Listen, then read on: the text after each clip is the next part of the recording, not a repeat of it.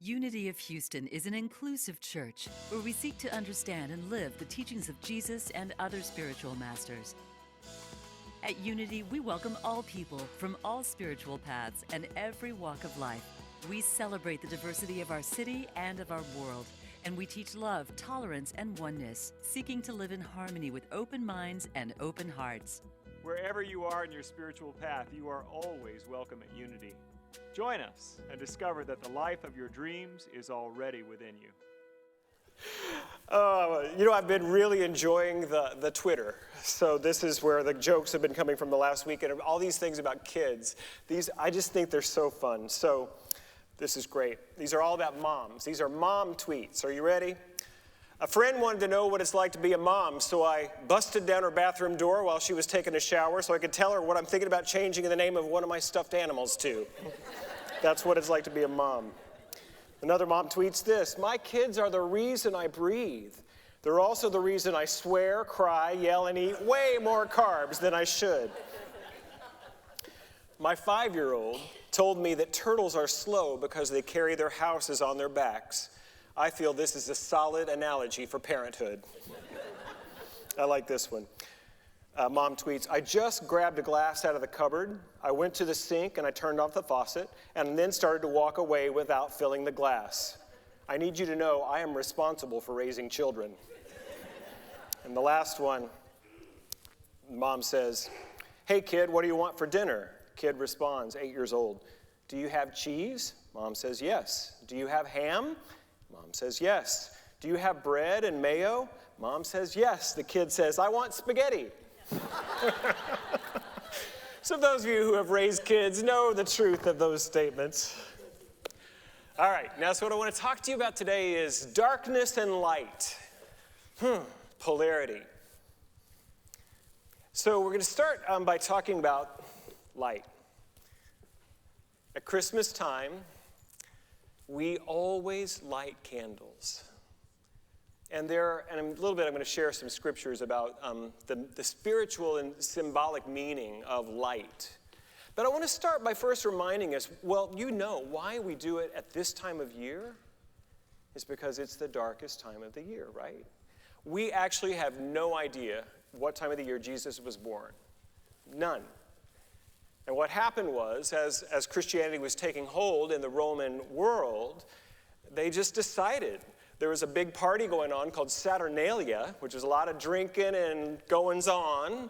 They thought, we probably should bring some light to that, so let's just say that's Jesus' birthday, and let's have a more holy celebration at that time. But if you look at all the great faith traditions, almost all of them have some ceremony, some symbology of light at this time of year. And for me, I think it's really a helpful thing and a healthful thing for us to remember our ties to the seasons, to the planet. Most of our calendar, especially now in our modern age, we ignore everything that's going on in the world, right?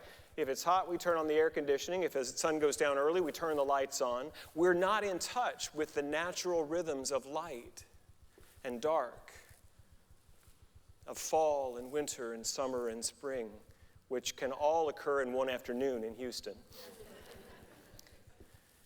And so let's not take for granted the deep and the ancient power of bringing light to this dark time. That we partake in something as old as humanity. And if we can let ourselves feel the power of this symbol of the light and the darkness, we can bring it in a symbolic and in a metaphysical way into our own lives. There are actually 3 passages from the Bible that I want to share with you today, and I'll do a little bit of commentary, and then I want to tie them all together. This first comes from the Gospel of John. We're beginning right in the beginning, the first chapter. "In the beginning was the Word, and the Word was with God, and the Word was God. He was with God in the beginning. Through him all things were made. Without him nothing was made that has been made. In him was life, and that life was the light of all mankind. The light shines in the darkness, and the darkness has not overcome it. And in the King James it says, and the darkness comprehendeth it not. Can't even understand this light. This true light that gives light to everyone was coming into the world. He was in the world, and through him the world was made. And the world did not recognize the light. And then I want to skip to verse 14. I just love this phrase. The Word became flesh and made his dwelling among us. We have seen his glory, and the glory of the one and only Son who came from the Father, full of grace and truth.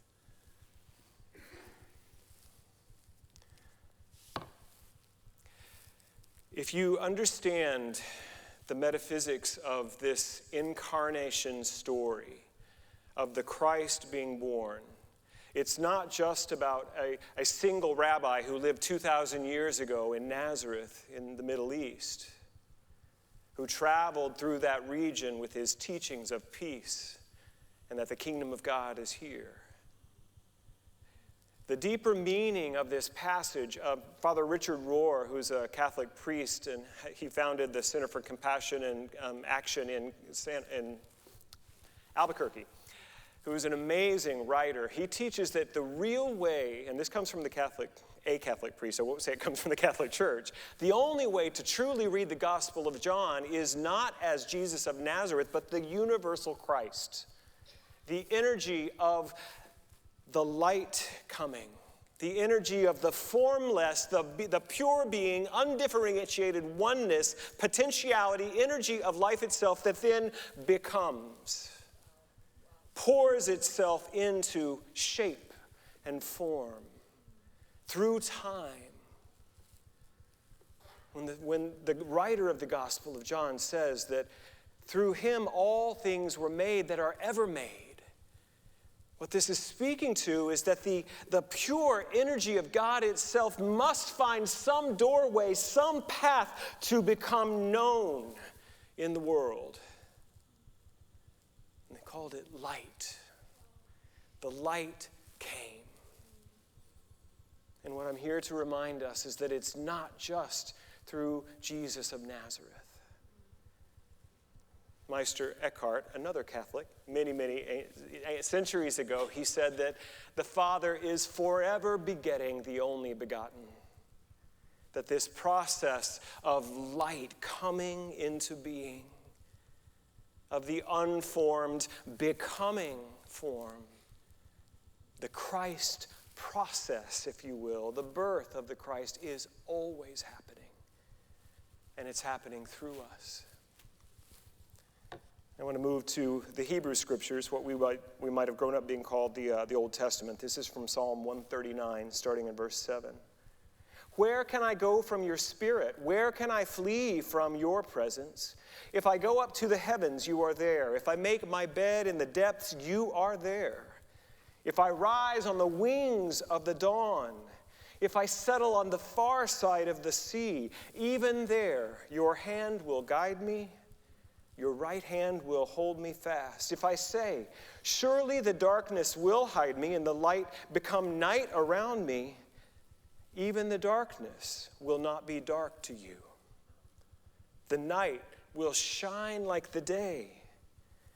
And hear this last line I want to share from verse 12.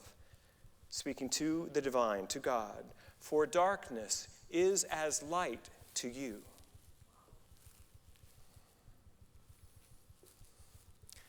This is pointing us to what we sometimes call here in unity, oneness. That there are not two powers. There's not a power for evil that is in a locked battle against the power for good. That's not the nature of reality. There is one power, one infinite life that is God, that is good. That's all that there is. And God knows nothing of darkness. And think about this, physics. Let's go back to science for a minute. We like that here, right? You know, we're the kind of church that doesn't ask you to check your brain at the door. In case you didn't notice that, here's my deal on science. You know, people are criticizing because science changes its mind. No, that's not what's happened. Science has learned more information. And science, for me, is the way of revealing what the incarnate body of God is. And over time, we develop ways and means of peering deeper into that reality. And science has shown us that light has no particle. Darkness has no particle. It's not a thing. There's no physical quality called the quality or the element, the molecule of darkness. It doesn't exist. But the basic foundation of reality is the photon, the particle of what? Light. And so what is darkness? It's an absence of light. And because God cannot be absent anywhere, God cannot pull its own nature away from anything. There is only this one presence. The great reality is God, so light is everywhere. Except where? Our thought, our perception. In this incarnate reality, through our group belief about it. So I want to go now to Psalm 66. I have been doing this daily contemplative study of the Psalms, and it's about to drive me crazy. Because there is so much duality in it. All the three great Abrahamic faiths, Islam, Christianity, and Judaism, have a basic, for the most part, the way it's taught is this dualistic worldview. There is a power for good, there's a power for evil. Light's a thing, and dark is a thing. However, the mystics of all three of those religions and all the great religions agree that no, that ain't quite it. There's a deeper reality. Sure, the one becomes the two, and so we can learn in contrast of the polarity.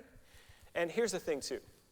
Have you ever seen the different layers of a four-color printing process? You lay down one color, and then they lay down another color, and you lay down another color. I saw this really interesting thing recently. It was a beautiful, beautiful image. But after they had laid all four of the colors, it still looked weird. The next thing they put down was, guess what? Black. The dark gave it the depth, gave it the texture. It made everything pop. You could see the light because now the dark was there for contrast. So that's what I believe. The purpose of darkness in this incarnate reality is to show us the power of the light. But there's a lot of duality in these early Psalms. And in Psalm 66, there's actually a verse I'm not going to read to you, but it says that the enemies of God come cringing. It's not a very unity message, is it, Karen? We don't really teach that God has enemies. But it does get to someplace kind of cool. And this is verse 17 of Psalm 66. I cried to God with my mouth, and high praise was on my tongue. If I had cherished iniquity in my heart, the Lord would have listened. No, I'm sorry. If I had cherished iniquity in my heart, the Lord would not have listened. But God has listened. He has attended to the voice of my prayer. Iniquity is sin, wrongdoing. And what we teach sin is just missing the mark. It's where we have, we may know what the good is, but we're not quite there yet. That's all it is. It's not some big shameful thing. When it says, for all have sinned and fallen short of the glory of God, amen. We have all, at some point in this world of form and incarnation and duality and polarity, we have all forgotten sometimes the truth of who we are, which is a blessing because then through the contrast, we're invited back to the memory of oneness every time. That's the power of the true redemption story, is when we wake up. Oh yeah, that's not me. That's not him. We see the deeper truth here. This line, if I had cherished iniquity in my heart, the Lord would not have heard my prayer. I want to break that down for you a moment metaphysically. It just jumped off the iPad this morning to me in my meditation. Sometimes we love our wrong ideas. Sometimes we get a false belief and we love having an enemy sometimes. It's so much fun. And we cherish it. We cherish our belief in duality and black and white and good and bad, and I get to be good and they're bad, and oh my God, does that feel good? Oh, I cherish that. But what happens? He says, if I had cherished iniquity in my heart, God doesn't hear my prayer. Is God mad at us? Is that what that is? You're cherishing iniquity. I don't want to listen to you. No. God only knows its own nature. So when we got, a burr under our saddle, God doesn't know that. God only knows perfection and wholeness. And how many of you have walked through those dark nights and discovered that that was the path of your becoming, that the light was there all along? My goodness. And that's what God knew all along. Yeah, addiction, bankruptcy. God doesn't know anything but its own becoming. That the light came in to light the world, but the darkness comprehended it not. This is a deep teaching. But what this has called us to, back to Psalm 139, even the darkness will not be dark to you, God. The night will shine like the day, for darkness is as light to you. And this is the calling for all metaphysicians. This is the calling for all practitioners of New Thought teaching, of unity, of science. This is what we're called to, is to stand in what appears to be hell and declare heaven. It got really quiet in here. I don't know if you heard that. To stand in what appears to be hell and declare there is only one power. There's only one presence. And I may not know how through my earthly eyes, but I know I will see the light come shining through this. That is our calling. This is why we light the candles and the Christmas tree. This is why we do it. To remind ourselves that even in the deepest, darkest night, the light is still here. I came across this quote several years ago, and I've been using it at Christmas Eve, but I guess I won't this year. I really wanted to be spoken today, from Alexander Shaya. Christmas falls at the darkest moment of the year, but it's also the very moment that the light is once again made visible to the naked eye. The deepest dark is not the place where grace goes to die. The deepest dark is the place where grace goes to be reborn. I think I need an amen on that. Amen. I know there is a strong case for pessimism in our world right now. I see it. I see the same evidence you do. I know there is a strong case to say humanity is doomed. I know there's a strong case to say that we have messed the environment up beyond all repair. I get it. We can look at that evidence and I can feel the temptation to cherish that iniquity in my heart. But I'm called to a different way of seeing. I'm called to a different way of understanding reality. There is no power for darkness. It is just the absence of light. And so my job, and your job, Willer Everett, is to bring that light to the place we can't see it yet. To let it shine through me and through you. And I also get that we look at these great, amazing spiritual beings and we go, well, that's Buddha. That ain't me. That's Jesus of Nazareth. That ain't me. But I want to share with you what Carl Jung said about that. I accidentally closed my outline here. Gosh, I hope I get back to it. I might have to wing it. I got it. This is what the great psychiatrist Carl Jung said. The whole point of Jesus' life was not that we should become exactly like him, but that we should become ourselves in the same way that he became himself. Jesus is not the great exception. Jesus is the great example. Some of y'all have been around Unity a long time. Jesus is not the great exception. Jesus is the great example. So what if being Christ-like just really means being Elizabeth-like in the truest sense? To be your true self, deeply, powerfully, boldly, courageously.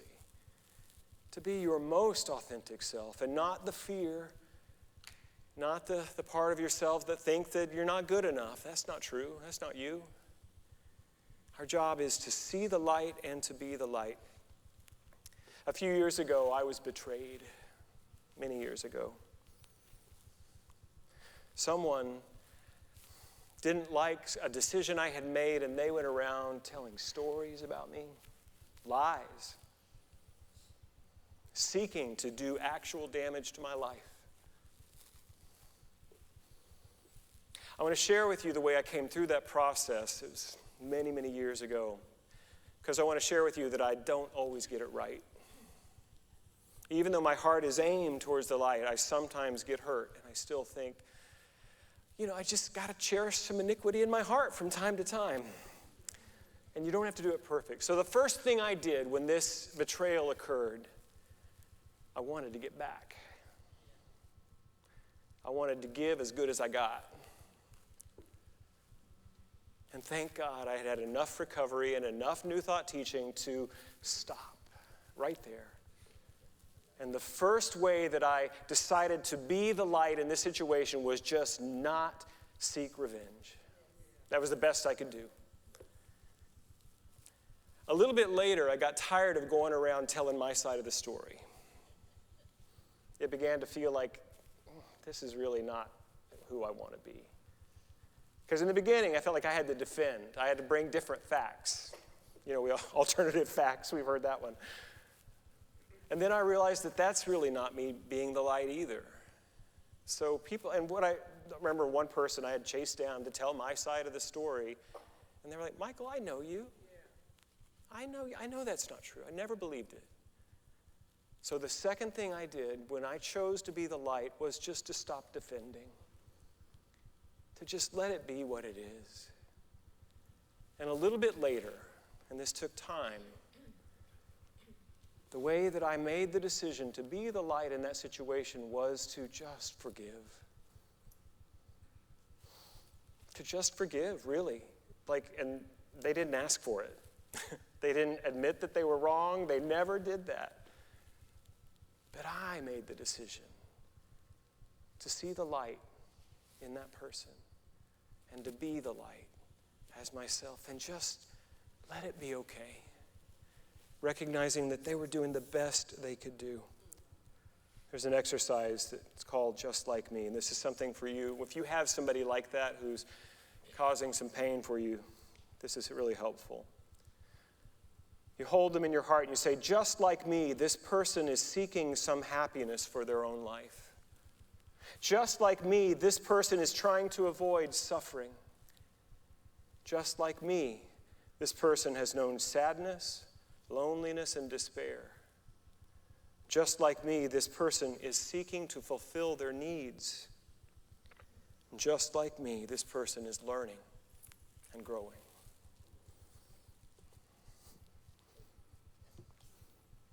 I don't know where you're cherishing iniquity. I'm just going to keep saying that phrase. It lights me up. It's bad and it's wrong, but I love it. I don't know where you're doing that. I'm just worrying about my side of the street on this one. I'm looking at my places where I have really enjoyed being right and held on to it. Where I have refused to see the light of God in other people. And, it's just not fitting me as much as it did a little while back. I invite you to see the light, to be the light that you truly are. Let's just take a breath together. Let us be free. Thank you for watching this message today. I'd like to invite you to join us in person here on campus at Unity of Houston for Sunday morning or Wednesday evening services. If you can't be with us here on our campus, you can still join us live on Facebook or on our website, unityhouston.org, Sunday mornings at 11 a.m. Central.